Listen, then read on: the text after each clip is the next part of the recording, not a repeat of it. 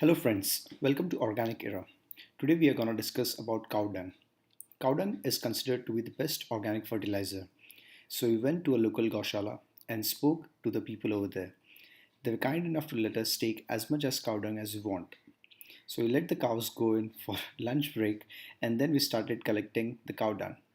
Cow dung should not be used fresh. It needs to be decomposed and then fed to the plants. It's the best source of nitrogen and other essential nutrients that are required by the plants.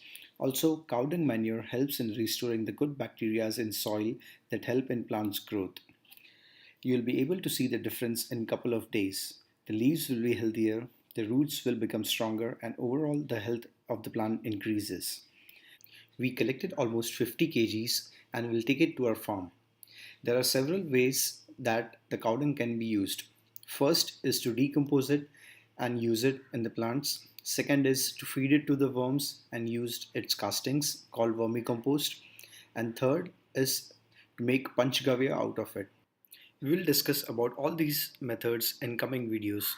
Till then, go and find the best source of cow dung from your surrounding area and fill up your bag of happiness.